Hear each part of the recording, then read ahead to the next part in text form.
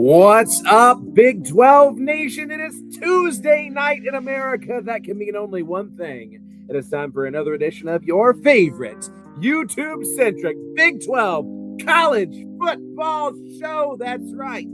It's the one. It's the only. It's the biggest 12 with me, your host, Clint Foster, alongside my partner in crime, Brownie, all the way from Iowa, coming at you. We've got a great show for you tonight. It is time for our annual off-season slop that I'm delivering to you. I don't want to call this slop because this is carefully considered art we are creating here. As I do every year, this is the intersection that me and maybe only a couple other people live in, where we're obsessed with college football and film. So we are going to be ascribing 2026 Oscar nominees to Big 12 teams. That's right. You've wondered, I'm sure you have.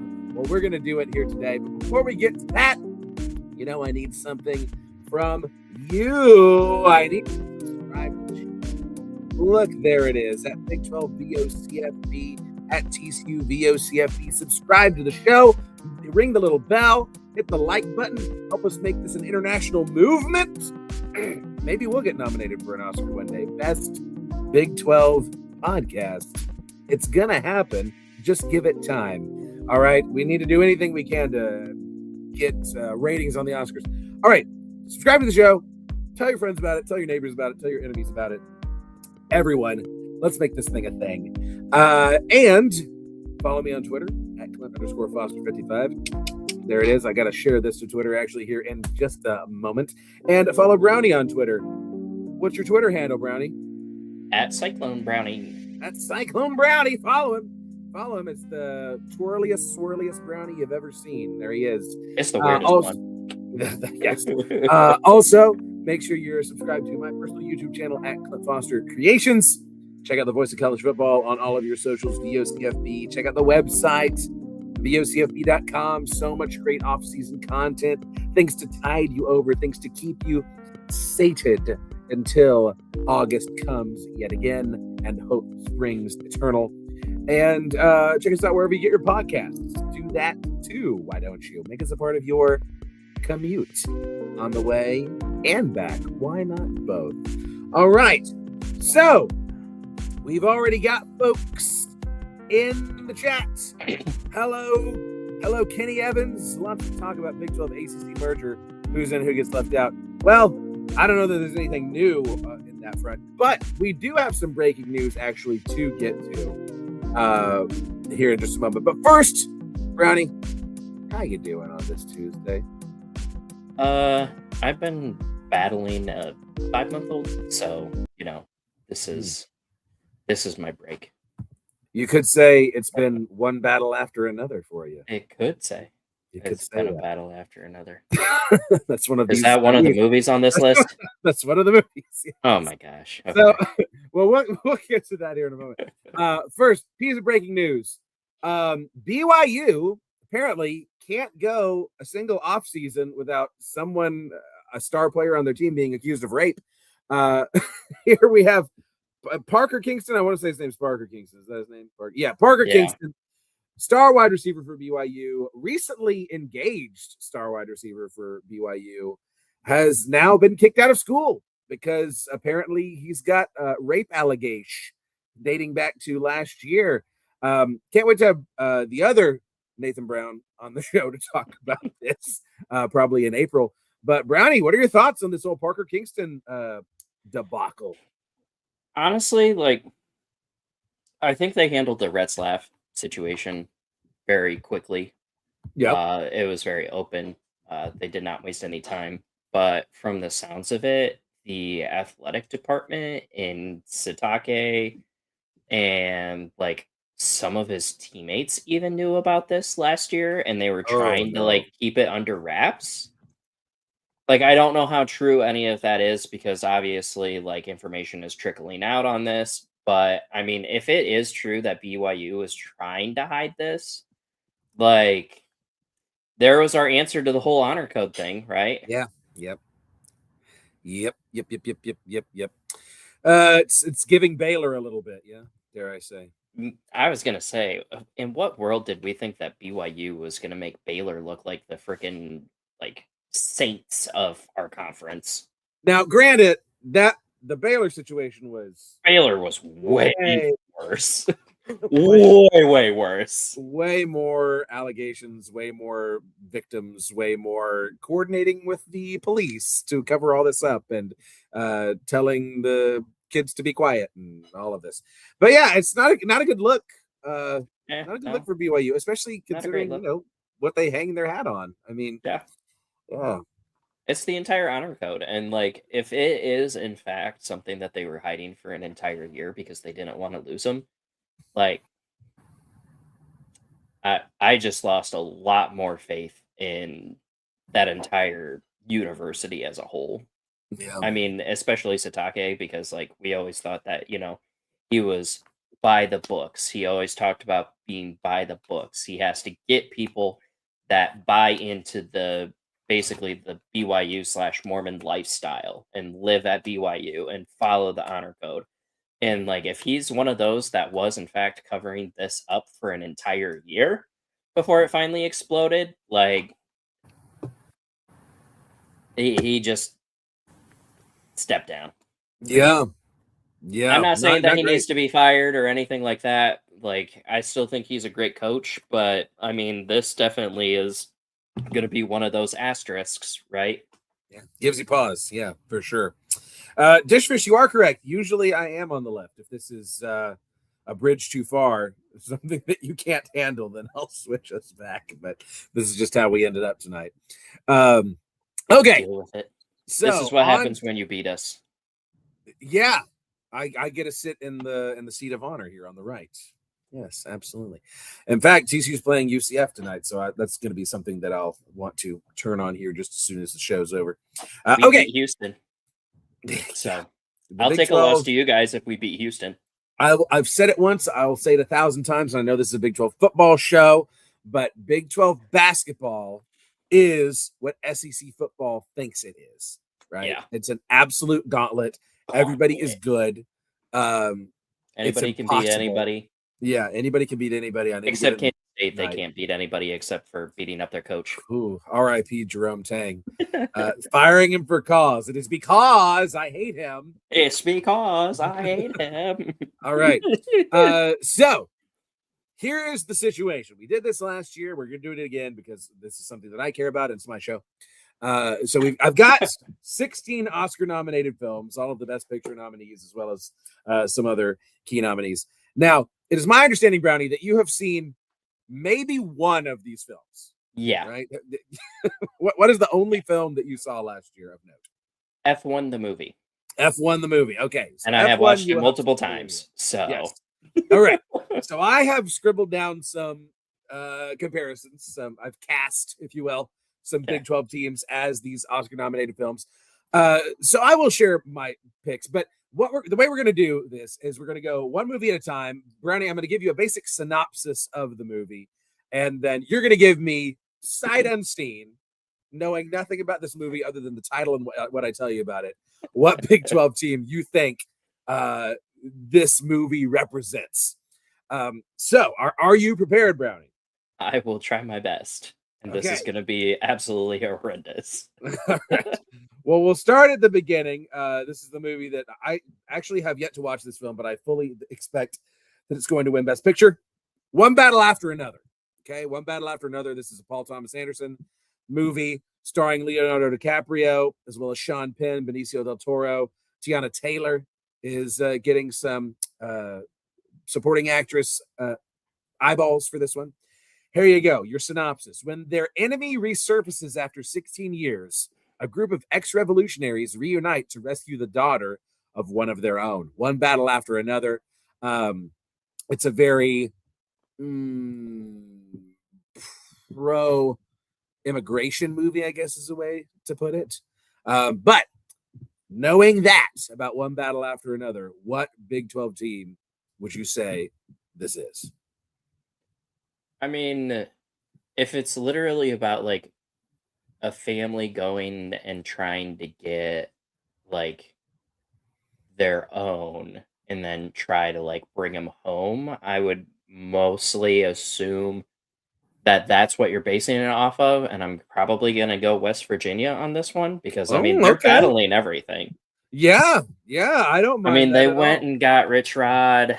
I mean, they were battling injuries. Every Yep. game for them was a battle.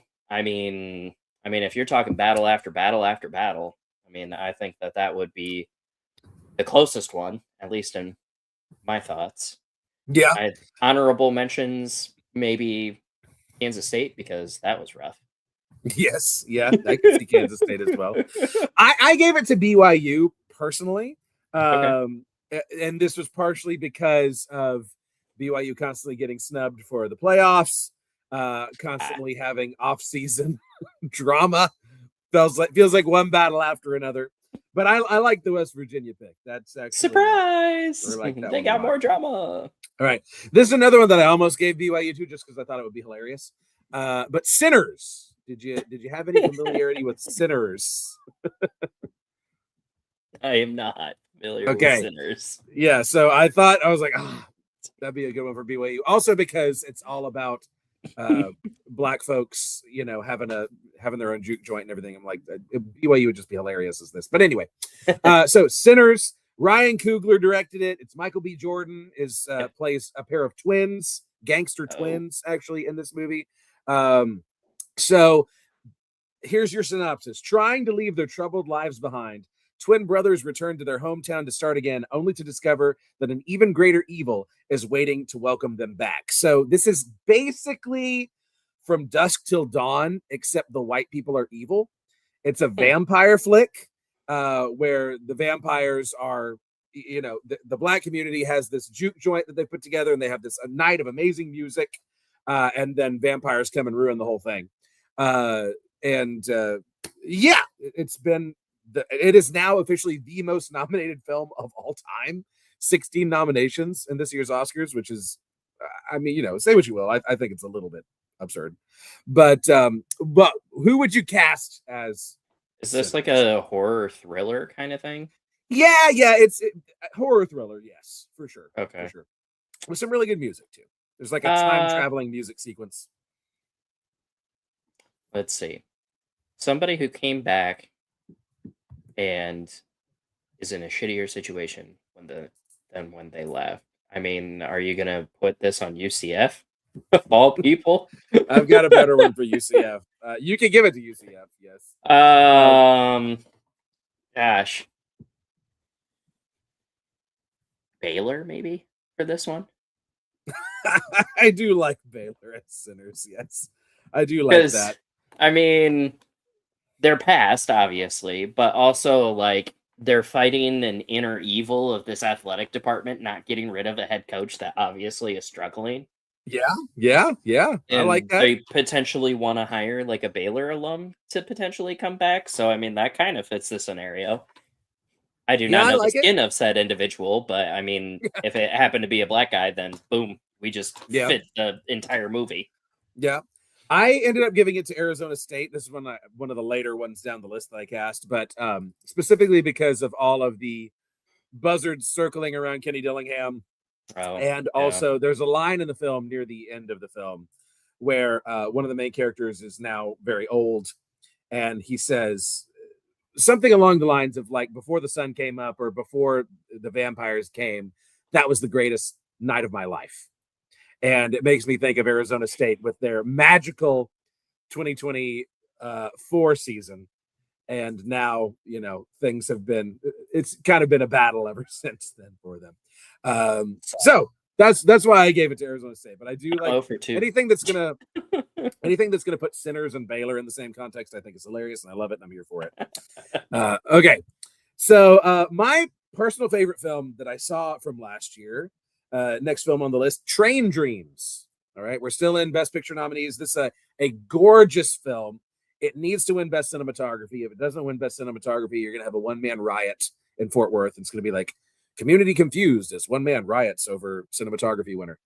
But Train Dreams, it's actually on Netflix right now, so everyone Okay. can see it if they're interested. Okay, so it is a Clint Bentley film. which apparently I have learned now that I love Clint Bentley. Sing Sing was a film that he Yep. wrote last year. That was my favorite film last year. So I'm like, apparently I I love saw this that guy. one. Yeah, Sing Sing is fantastic. This is Joel Edgerton is the main character, and Felicity Jones also plays a key role. Okay, based on Dennis Johnson's beloved novella, Train Dreams is the moving portrait of Robert Granier, a logging and railroad worker who leads a life of unexpected depth and beauty in the rapidly changing America of the early 20th century. There's also without spoiling too much about it, there's a great tragedy that occurs that really haunts. Well, actually, there's two tragedies that haunt Joel Edgerton's character for much of his life until he finally is able to make peace with them. But it's like turn of the century, early 1900s, and we see his whole life play out. Logger, railroad worker, lives out in the wilderness, and he's always waiting for this thing that he lost to come back to him, but it eludes him until he finally makes peace with it at the end of his life. Who would you cast as Train Dreams? Tech. Oh, interesting. They're fighting for that elusive national championship, and it's just not coming. Okay. But if we're talking about pain and sorrow and waiting for some shit to happen, like that's Iowa State in a nutshell. So yeah. I think I like Iowa State a lot. I like Iowa State a lot of Train Dreams. Yeah, and bust our ass off to get somewhere successful, and then it disappears, and now we're just like, now what? yeah. Well, yeah, because that's the thing is he works really, really hard. He's never wealthy, but there's actually a point in his life when he's like, he thought it was the hardest time of his life, but it turns out that it was the most beloved time of his life. I think I'm gonna give it to Kansas for a similar reason as Iowa State, right? It's just you're constantly waiting for that thing to come. Thing to show up. Yeah, and it's just not happening. Yeah, so that's why I or gave Lance Leipold. Yeah, that's why I gave it to Kansas. Okay, another film I really, really enjoyed, Hamnet. Highly recommend Hamnet. Basically, this is the story. So it's based on true events. They, of course, take some liberties, but it's based on the story of William Shakespeare and Anne Hathaway, and their son dies. Okay, so their 11-year-old son dies of the plague, and the whole film is about them coming to terms with their grief. And William Shakespeare writes Hamlet in honor of his son, and that's also like a big moment of healing specifically for his wife, but for both of them, whenever they're watching Hamlet in the Globe Theater for the first time, and it's like they're able to basically let Hamlet go. So here's your official listen. Jessie Buckley needs to win Best Actress for this. She does an incredible job. Paul Mescal plays William Shakespeare. Chloe Zhao is the director. Another gorgeously shot film. It's like watching a raw nerve. So definitely don't watch this one if you're like trying to have a light evening.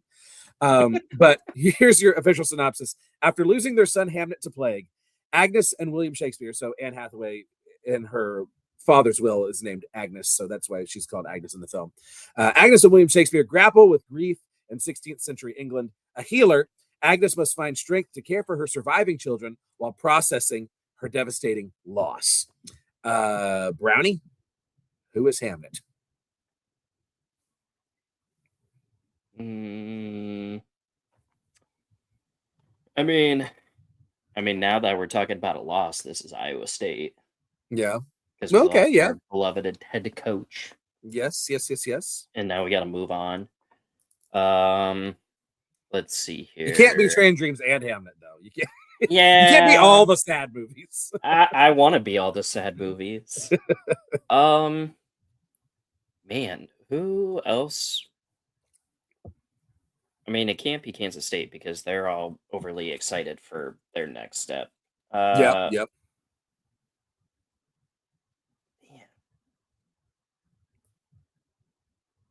UCF, maybe?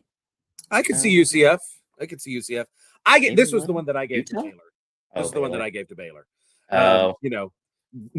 Just mourning and grieving the loss of something that they've not been able to recapture, for a very, very long time. And who Sinners knows? fits better. It may. I think so. Yes, I do. I agree. So you're saying UCF for this one? Yeah. Okay. I mean, they're trying to heal. They're trying to move on from the Malzahn era, and I mean, it's to be left to be decided on the Scott Frost era. So yeah, Yeah.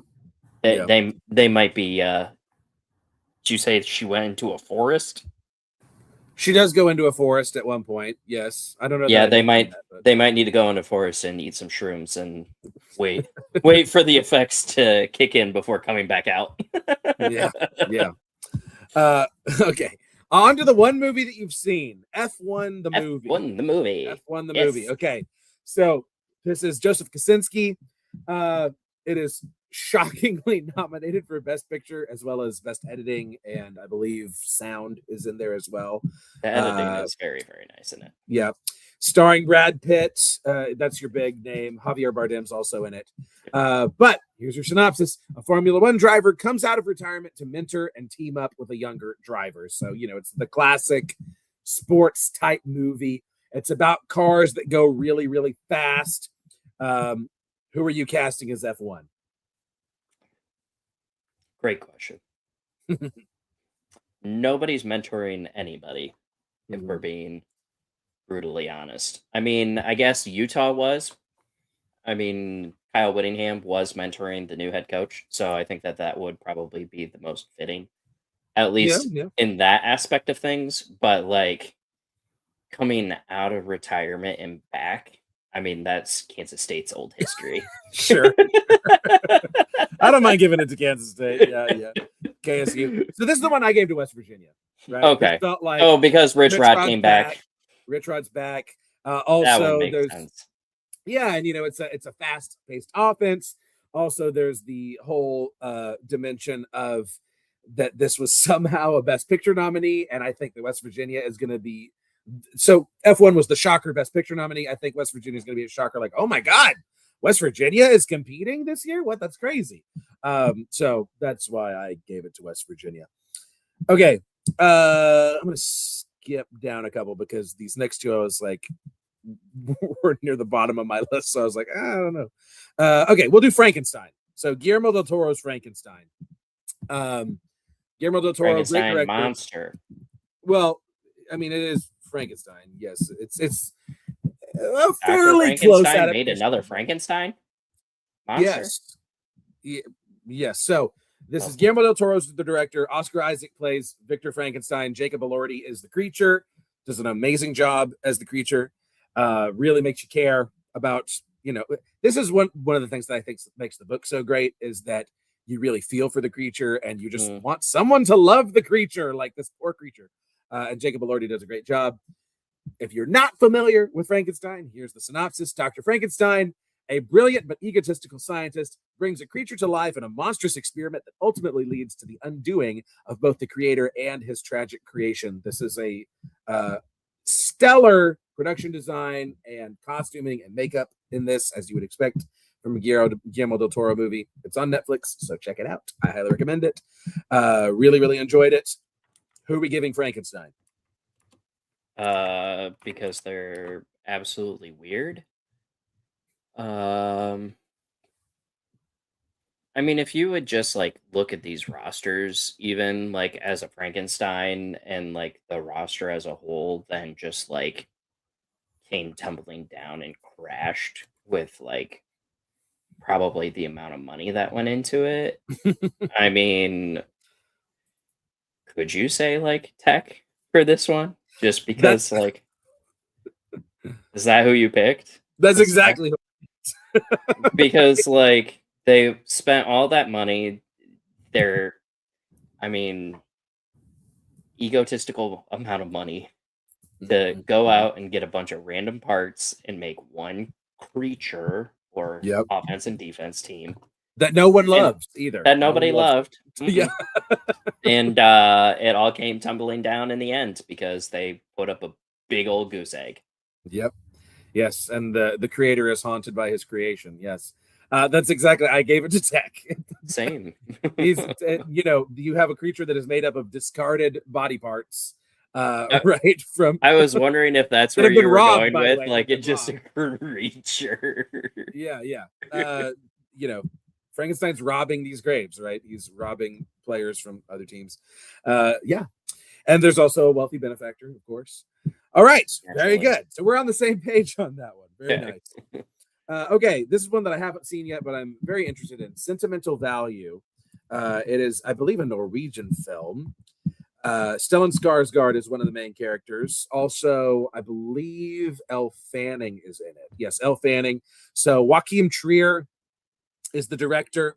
So I need to find the second synopsis because this tagline doesn't tell you anything. An intimate exploration of family, memories, and the reconciliatory power of art. Let me find this other synopsis down here. Okay, yeah. Estranged sisters Nora and Agnes, who another movie with someone named Agnes, who reunite with their once famous director father, Gustav, after their mother's death. He tries to revive his career with a personal film project, casting a Hollywood star, when Nora refuses the role, leading to confrontations about art, legacy, and family trauma, blending humor and heartbreak. What are we thinking for sentimental value? This was one that this was one of my last ones where I'm like, well, this is who I have left. I mean, at least just from like the name sentimental value, I would probably say Okie State. Okay, yeah, I like Okie State. Because I mean, if you really think about it, like Mike Gundy could be the estranged dad of the last or during the year trying to like get the shit to work and then has to like go and makes like this huge riff in Okie State fandom. Yeah, yeah, yeah. I like it. I gave it to Houston. I was thinking of reviving a dormant, bringing back the glory days, kind of, and yeah, and a little bit of drama along the way that got us here. Yeah, Good on you, that's what Willie I went with. Fritz. That's what I went with. Yes, and Willie Fritz is also an older coach, right? This is like this director's swan song, kind of. Yeah, so there Could be you go. Fritz's swan song. Yeah. Okay. This okay, yeah. I made a mistake here. Boop boop. All right. Okay, next movie, Begonia. Begonia, which is not nominated for Best Picture, but Emma Stone is up for Best Actress. Jesse Plemons is also one of the main characters in it. For any of you Jesse Plemons heads, this is a Yorgos Lanthimos film because that's the only thing Emma Stone does anymore. Is weird Yorgos Lanthimos films. So, hell yeah, Begonia. Two conspiracy-obsessed young men kidnap the high-powered CEO of a major company, convinced that she is an alien intent on destroying the planet Earth. I was between two schools for this one. Who are you making Begonia? I mean, just out of conspiracy things, like all I can think of is Mike Gundy and all of his conspiracy shit. Yes, so I did think about it. Yeah, I ended up. If I'm just going off of conspiracy theories here. Yeah, yeah. In fact, I might change this, actually. The other one is UCF because Florida Man is a thing. Yeah, I think I am going to give it to Oklahoma State, especially since they went and kidnapped all of UNT's roster and coach. I think that, and then told them that they're Cowboys. Yeah, yes, right. So yeah, Oklahoma State is Begonia for sure. So I'm changing that. I've moved this team down to another one. Very good. Okay, I like that. Okay. Next movie, Weapons, which really, you can look at this a couple different ways. You can just say, oh, the movie Weapons, right? We give it to a team that's good. But this is kind of a thriller here. Zach Krieger film starring Julia Garner, Josh Brolin, and Alden Ehrenreich. That's the guy from Solo that you probably didn't see. Anybody out there? So, Weapons. When all but one child from the same class mysteriously vanish on the same night at exactly the same time, a community is left questioning who or what is behind their disappearance. And I'll also read you the tagline from the poster. Last night at 12:17 a.m., every child from Mrs. Grandy's class woke up, got out of bed, went downstairs, opened the front door, walked into the dark, and they never came back. So who is Weapons? I mean, You know who else left in the middle of the dark with all of their children? Iowa State. That's who I gave it to, is Iowa State. Now you can't keep giving Iowa State everybody. Iowa State is Train Dreams already, Brownie. So you got to give it to somebody else. Listen, But yes, nobody else had like a mass exodus of transfers, though. yeah, that's why I gave it to Iowa State. Yes. I mean, Cincinnati maybe because Okay. Yeah. Yeah. Sorsby and I mean they got hit by the transfer portal, but I mean Yes. we all know who was responsible for that one. Yeah. Yeah. So I like Cincy as an alternative, but yes, Iowa State. This is who I gave. This was Iowa State. Yeah. Yes. Well, Okay. I'll keep switching who Iowa State gets because you keep giving me new ones that fit better. Yeah. Well, I think we're done with potential Iowa State matches. Good. Next, this film is up for best special effects and best costuming for reasons. Avatar: Fire and Ash. Okay, so this is number 3 in the Avatar series. We don't know how many there are going to be. Obviously, it's a James Cameron film starring Sam Worthington, Zoe Saldana, Sigourney Weaver playing a child. I don't even need the synopsis for this. Give it to Utah because nobody wants it. I do like that.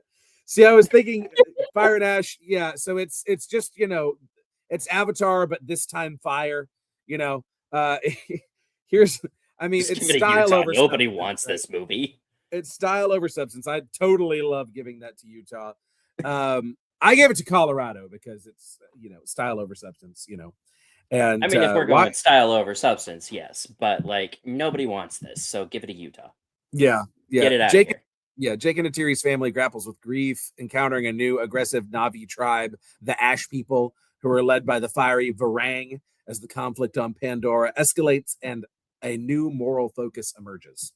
So, there you go. I'm not gonna lie. I thought that the first Avatar sucked so bad that they just were never gonna make another one. And I mean, like, the it's world keeps surprising me. fine. It's fine. That's how I feel about the first Avatar. I haven't seen the second or third one because I'm like, who cares? Sorry, anybody in the comments who's like a huge Avatar head. The first one, it's like not very well written. It's, again, style over substance. It's your standard white savior narrative. Oh, look at me! I can CGI people blue. Yeah. So anyway, we're hot takes only on the biggest 12 here today. Hot takes only. All right. You know who didn't use CGI? Lord of the Rings. Yes. Well, some. But like the orcs and stuff and the Uruk-hai, makeup, baby. That ain't CGI, baby. That's their face. The greatest trilogy. They went and got New Zealanders that look just like that nasty orc. Yes. A bunch of Maori people who just look like that. Okay. We're not racist. Okay. Next movie. Asterisk. Song Sung Blue. Song Sung Blue is the next movie. This is a Craig Brewer film starring Hugh Jackman and Kate Hudson. Basically, this is about a Neil Diamond cover band, and it's like a love story between these two people. Lightning and Thunder, a Milwaukee husband and wife Neil Diamond tribute act, experience soaring success and devastating heartbreak in their musical journey together. Sorry, who is Song Sung Blue? I mean, I can't keep giving it to the same teams. I'm gonna go on a whim and say that you gave this one to TCU. Oh, I did not, but why? Because you guys were like so up and down. You loved the team, you didn't love the team. You still had great success. You had some questionable success. So like the up and down roller coaster, like the emotional part of it that you were saying, I would probably give it to TCU. Otherwise, I'm assuming that you gave this to Kansas State. I did give it to Kansas State. Yes. Yeah. The Neil Diamond cover band. It felt like, we're trying to. Back. Yeah. We're trying to recapture Bill Snyder. Yeah, and it's just like kind of sad. That's why I was like, oh, this one is Kansas State, and I was well, no, I can't keep using the same 3 schools. Yes. Yeah, I don't hate the TCU comparison. I don't hate it. Okay, here we go. Next movie on the list. If I Had Legs, I'd Kick You. If I Had Legs, I'd Kick You. So this is starring Rose Byrne. She's up for Best Actress for this. Directed by Mary Bronstein. I haven't watched this one yet. I've heard it described as Uncut Gems, but about a mom. So if you've seen Adam Sandler and Uncut Gems, here's your synopsis. While trying to manage her own life and career, a woman on the verge of a breakdown must cope with her daughter's illness, an absent husband, a missing person, and an unusual relationship with her therapist. If I had legs, I'd kick you. Who are you casting as this? God. Did you put this one as Baylor? No, I gave Baylor to Hamnet. Okay, because I was like, this seems kind of like a Baylor because like there's this odd relationship between like the head coach and the athletic department. Yeah, I like it as Baylor. Yeah. Let's see here. I don't think I've used Arizona. I haven't used BYU either of the Arizona schools yet, or Arizona State. Yeah. BYU, yeah. I mean, I guess you could say Arizona State for this one potentially because, like, you know, Kenny Dillingham was dealing with the whole Sam Levitt situation, which could be like the awkward relationship with the therapist. The injuries that they had, you could have obviously put with like the daughter stuff, and he was getting potentially courted to Michigan as well. So, I mean, a lot of stuff going on, but I feel like he would be far more vocal about kicking you with his legs. Yeah. I gave this one to UCF. Okay. Yeah, I just feel like a person on the verge of a breakdown must cope with her daughter's illness, an absent husband, a missing person, and an unusual relationship with her therapist. I'm like, this screams Florida. It's screaming UCF to me. It's screaming like our old head coach is back and it's not going very well.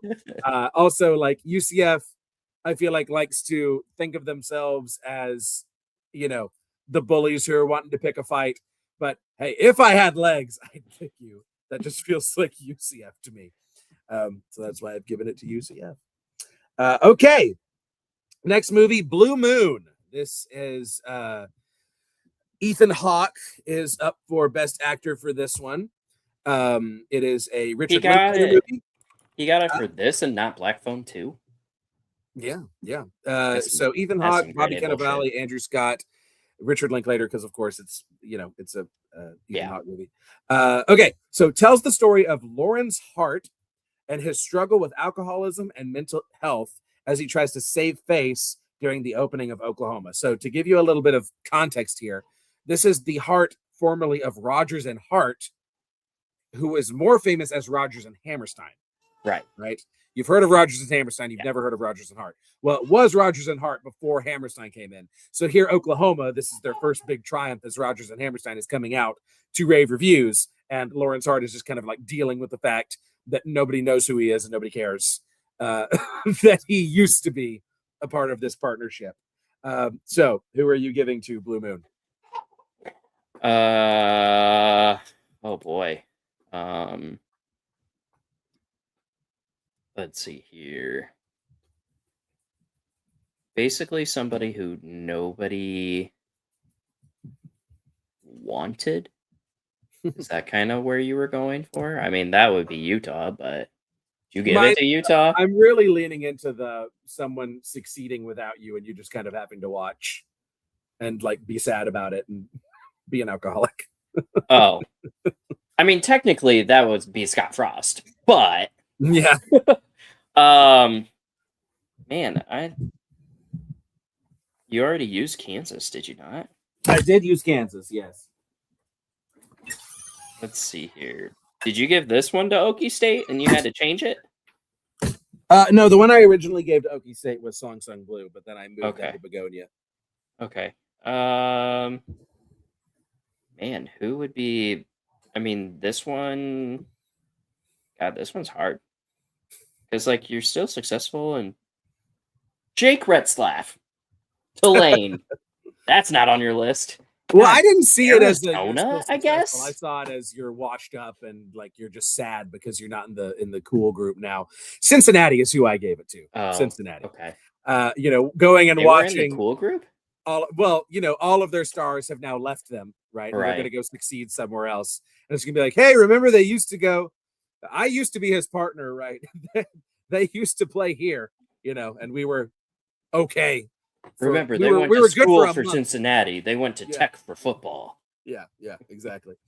Okay, so we've got 3 movies left, 3 teams left.